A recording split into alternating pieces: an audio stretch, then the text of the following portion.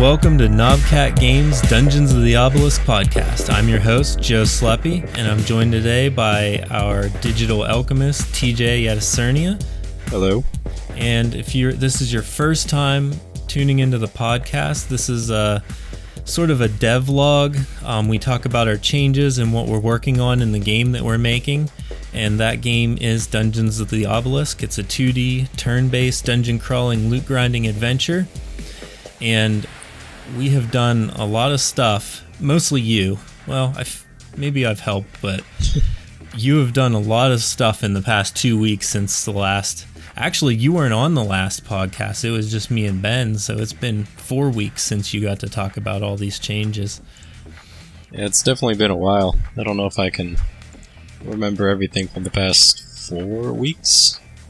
Definitely try. Well, me and Ben talked about a lot of the stuff, from 4 and 3 weeks ago, and then I went through your change log and wrote down the major points. So if you think of anything else along the way, let us know. But I think the biggest thing, literally, is now the dungeons are huge. Me and Ben might have talked about this a little bit, but yeah, you took all the placeholder assets and just made us a huge dungeon with the correct amount of mobs in it now, and it feels awesome running around in there. Yeah, it's definitely a major change, because the original dungeon, you had these tiny little places, you're going through this, 3 groups of enemies at most? Yeah. Now you're finally going through a large, expansive area, seeing different groups of enemies at different locations, chests scattered throughout all over the place. Definitely, 4 times the time it takes to clear through a dungeon compared to the previous. Yeah, for sure. We have 10 groups of mobs now, so we went from 3 or 4 to 10. Definitely gives the player a lot more time to go through, collect loot, which is the main purpose of the game, is to get that loot. So now you can go through, pile up a lot more just in a single dungeon. Yeah, for sure. And we've fixed the issue. Well, you fixed the issue with the scrapping items that was bogging down our game. I think I showed that in the video kind of by accident that I made a couple weeks ago. but yeah, it's so awesome now actually being able to scrap items and get crafting materials and all that stuff, even if those materials don't do anything yet. A nice decorative material never hurts. Yeah, that original scrapping system, it's like over time, it started off so slow, and then it got a little bit faster, then it got just a bit faster, and now it's finally at the point where I can say it's probably good to go. It doesn't need to be kind of edited anymore, because it's able to just scrap all your items real fast and provide you what you need to gain. I'm probably going to try to break it, I think. I think I'm going to farm the next build you give. I'm not going to scrap anything for 100 dungeons, and then I'm going to see what happens. I'm curious to see how that goes. I'm afraid that it would break something, but I guess you never know until you truly try it. Yeah, we need to try it, because I could see a situation where a player pops a buff that lasts, 6 or 8 hours or something, and they farm that entire time to maximize that buff and not waste time hanging out at the blacksmith and stuff, and then they would go and try to scrap everything that they've, all the junk that they farmed up and see what legendaries they got. So it's definitely something that players are going to be able to do, so put it to the test. I'm interested to see it break, because I would have to think of some alternatives to fix it. I feel like one of the things that some games do is that if you collect too many items, your inventory fills, and now any extras get thrown into a postmaster. So it's forcing the player to not carry around as many items. Yeah. It's an enforced way to prevent the issue from happening. We could maybe do that. If we find out that the loot creator maxes out at, certain a number, maybe we can say, you have 2,000 items, please visit the blacksmith. Gotta get passive aggressive about it. Yeah, maybe the blacksmith can pop up. See, looks like you're over encumbered.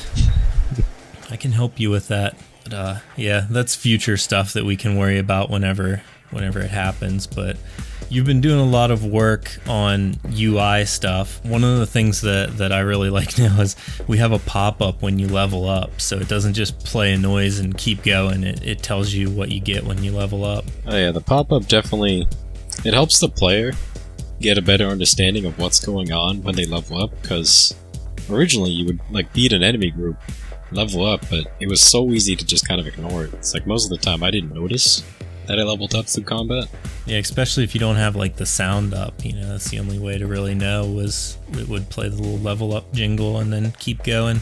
Not only that, but messing around with the idea of the fact that the level up menu doesn't get knocked away if you're in auto mode, because if you auto through the game, you'll just kind of level up without noticing, but since it keeps it there until you acknowledge it, it's like a good way to make sure the player's aware that they just leveled up. Yeah. And it doesn't slow them down, it doesn't slow down the farming. It just pops up, stays on the screen while you continue in auto mode. I think it's a pretty good solution to it. And speaking of the level up menu, that kind of chains into the completely redone Paragon system that we've been working on. So my original plan was, one Paragon level meant you got one Paragon point. And you could assign that point to any of your major stats, and that was kind of it. And then when you implemented the first Paragon system, you made it so it gave like 5 points to every stat or something, which was way too much. But it kind of felt right to get more than one. And then since everything in the game is kind of like a random roll, it made sense to make it like a D6 roll basically. So now when you level up Paragons, you can get anywhere between 1 and 6 points to spend. And I've come up with like a whole system for it where, we don't call them dice, they're rune stones, and they roll a rune or, summon a rune, and that rune kind of indicates how many points you get. So it's kind of a little flavor on top of it instead of just calling it a hit dice and that's it. Just kind of felt like it added a little bit more to the game. Yeah, I definitely like how the system's stylized now with like the rune stones and such. One of the things that this got me really into was statistics and kind of like probability, because when you level up 100 times, how many are you gonna get on rune stones? What's like the low end, what's the high end of what a player can realistically end up getting for themselves? I rolled 177 times until my finger got tired and didn't get an improvement, and then I started like thinking about it. Then I went to a dice statistic calculator online and realized that like the chances of rolling like all 6s or a lot of 6s is so small. Like, could you imagine if you had a bucket that had like 300 dice in it and you dumped it out on the floor and they all rolled 6s? That'd be amazing, but I don't think I could ever get that to happen. I mean, it's possible, but very improbable. And the statistics kind of roll out that way, where we had a button that was you could re-roll all of your runestones, and try to get a higher number, but you almost never got a higher number at a certain point just because of the way statistics work. And yeah, we kind of got into a whole thing with that, trying to figure out a better way, because you want people to eventually be able to get the maximum. Like, it would feel bad if you couldn't, I think. So we kind of settle. It's not that this isn't even in the game yet, I guess. We're still, unless you did it. Oh no, it's definitely still a work in progress. Yeah, so it's still a work in progress, but we're messing around with the idea of rolling all dice that aren't 6s and trying to get a higher number that way. And then, like, as you do it, it locks in your 6s. But maybe I'll edit this out, but I was thinking about it, and there's a problem with that as well, because if you just lock in your 6s, imagine if you had like 2 4s and you re-roll those 2 dice and one's a 6 and one's a 1. That's a lower roll because it's only 7 total, So you didn't gain anything, but now you have a 6 that should be locked into place. So it's kind of a odd problem if you roll the die and it ends up being lower. That's true. It's definitely a lot to consider when trying to set up the system. Gotta make sure it's balanced and doesn't accidentally break itself. Yeah, we'll have to do more thinking on that. I'm curious to see how it works, but moving back to things that are actually in the game now, I guess the inventory is the biggest thing, really. It's so incredible to me now. We finally have all of Ben's art for every item in the game, and we have like borders and UI parts that you've been adding in. I know it's hard to get it to come across over a podcast where you can't see what we're talking about, but each item in the inventory now has a border around it that tells you, its rarity, and I guess a background. Before we just had a solid color, blue or gray or green or yellow. And now Ben's given us like a shaded background. It looks so good. Yeah, it's definitely massive changes to the UI and how everything's kind of stylized. It's like before, you had those little white cubes and you just had the name of the item. You didn't know what you were looking at. With all that UI thrown in, all those icons, all the appearance changes. And then with the changes to the tooltips as well, because tooltips used to be super simple, bare bones information. But with recent changes, they've updated a lot.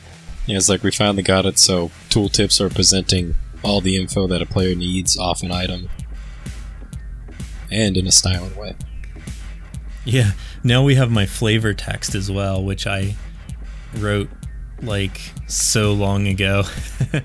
Like it's been so long, and now that I'm actually like seeing items and reading the flavor text, it feels really good. Every now and again when I get some items, I try to look at the flavor text, see if there's like any jokes or little Easter eggs from something I might notice. There's definitely some things thrown in there. Some stuff I assume no one will ever get. Have you noticed any that were like anything that stood out to you? The trash dagger says that maybe you can spread butter with it. It's like, how bad can your knife be that you can't even get a nice thing of butter from it? I mean, if the blade was like messed up and dented, it would spread, it'd have lines in what you were trying to spread, I think. My dude's chilling in the dungeon, sees it on the ground, he's like, oh yes, the perfect weapon. Man, the trash stuff is just there. Man, I guess it's just there for like starting out. You have to start with something, and there has to be something there to take up space, I guess. Yeah, that's true. Could you just not have the trash? I don't think so. They're definitely needed, and I don't know, some of the trash items I kind of like the I like the frog. That one's a great one. Purely for its appearance. Oh yeah, I like the frog too. Yeah, they do add a cosmetic to the game. Eventually we'll have that implemented where you can pick your cosmetics and it's not just what you have equipped. So that'll change the game completely too when we can do that, and then you can carry the frog around all the time. It definitely sounds like a deal to me. What else? Circling back around, I guess, we were talking about re-rolling our Paragon points and stuff, but you actually have it set up where you can spend crystals now to re-roll, which I thought was exciting to be able to do for the first time. Now you can go into debt spending crystals, which won't be in the final game, but it's fun for now.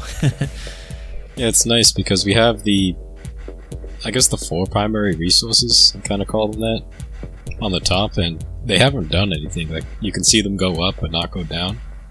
Yeah. I forget when I added the energy system as well, because that kind of exists as well. Yeah, I like the energy system now because it's kind of a cheat for me on how many dungeons I've done. So whenever I see that I have negative, I had 1,400 earlier today, so that means I did 140 dungeon runs. Because, dungeon level 10 costs 10 to get into. Yeah, it's like finally starting to make use of some of these resources. The crystals, what I'm thinking is, just as a little extra for now, when you use the shop to, I guess, give yourself cosmetic armor, because it's not a full shop system yet. I'm just going to subtract a large portion of crystals, just to get like a feel for it. Yeah, that makes sense. Yeah, that's a good idea too, because we have the placeholder that we've been using for all the items for the longest time.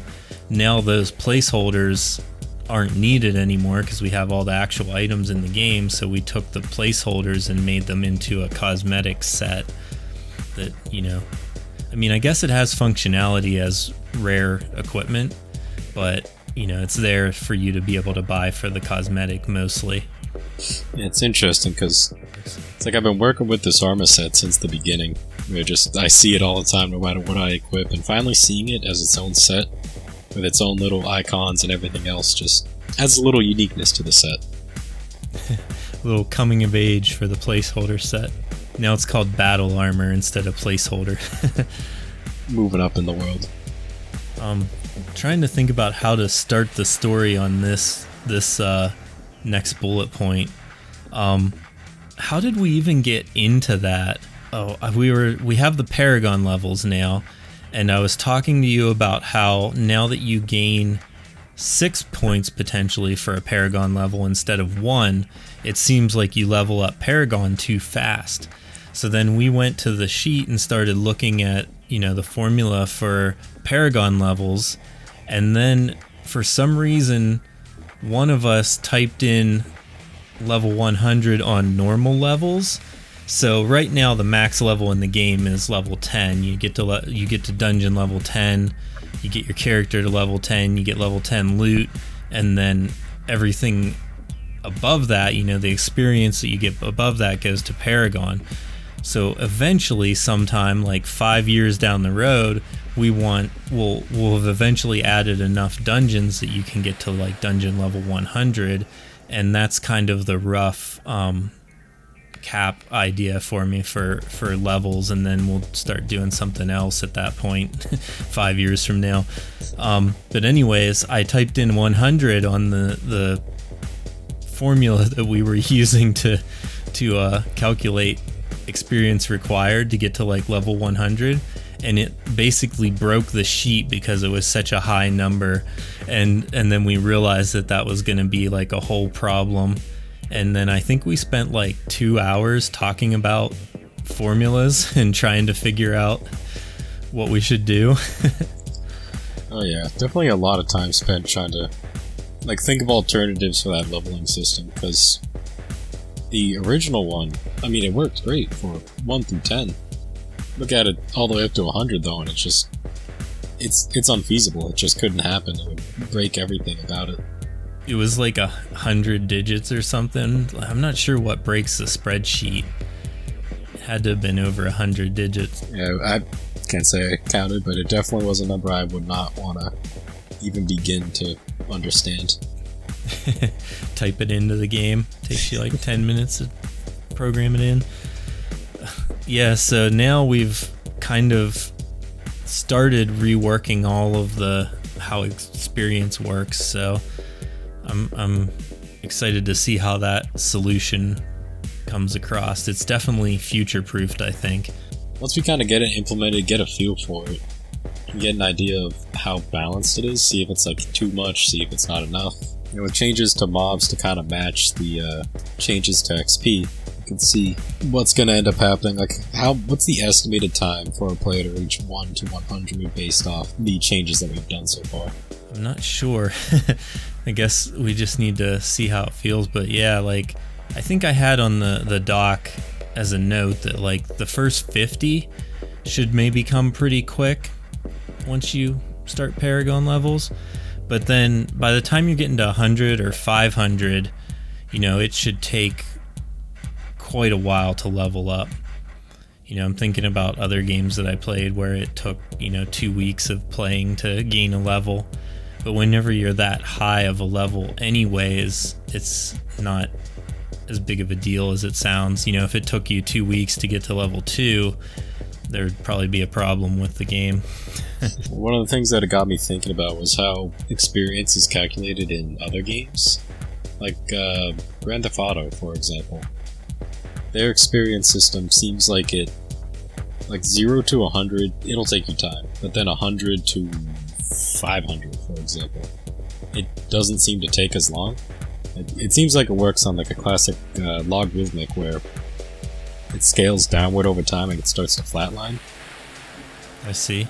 Which, unfortunately for us, doesn't work for Paragon, because the next thing you know, you're leveling up your Paragon once a dungeon, and that kind of goes against the entire goal of the system. Yeah, exactly. Yeah, I don't know. It's so hard to there's so many numbers and stuff to think about. I'm not sure what is fully interesting to the listener, but it's definitely a problem that we're going to have to sort out. You know, by the time the game launches, I'm confident that we'll have a great XP system, but it's interesting how like the old programmer made the charts and the graphs that we used to figure out the initial first experience system, but he didn't put them to 100, he just put them to 10. So I messed with those charts and the formulas and stuff and made 1 through 10 look really great. But then once we punched into 100 to scale it, then it was just off the charts. It's a good idea to keep the future things in mind that are going to happen after launch. You know, right now we have the MVP, which is the minimum viable product that we're going to launch with, you know, that's level 10 and kind of stripped down from what the final game will eventually be. But it's nice to keep those eventual things in mind so that, you know, we future-proof for them. Yeah, I feel like future-proofing is tough on something like this. Like, the goal for how long something lasts or what's added on over time, how do you plan for that? Because you never know what might end up changing with some of the systems and some of the things about the game. So I feel like it's hard trying to get, like, how do you conceptualize 100 levels and make sure that the player will, in a balanced manner, get all the way there in the amount of time that you expect it to be? Yeah, it's also something where we can, when we say we launch the game, 1 through 10 works perfectly, and then we realize that in testing that, you know, the new dungeon levels 11 through 20, the experience system like breaks again. So I think you could just stack it on where, you know, experience, you know, because we've already done it once, you know, you have your normal levels and then your Paragon levels. So you could have your normal levels 1 through 10, your Paragon levels, and then your normal levels 11 through 20. And you could just, I think there's always a way to like patch something together, but, you know, the future proofing is definitely something to keep in mind. Trying to think, I can't think of anything else to talk about, or I'd have put it on the list, I think. So with that, I guess we'll start wrapping this up. If you've made it to the end and you're not in our Discord somehow, go to knobcat.com, find the link for our Discord and join us there. That's where we post a lot of our previews, links to the videos and stuff. Everything goes there first. Kind of, I don't know. I'm just always on Discord, so that's the place to be. You can jump in there and chat with us, answer questions. I'll answer questions that you might have. We can talk about stuff. It's a good time. So knobcat.com. You can also follow us on Instagram and Twitter. They're both at Dungeons Obelisk. And I think with that, we'll wrap this thing up. Bye. See ya.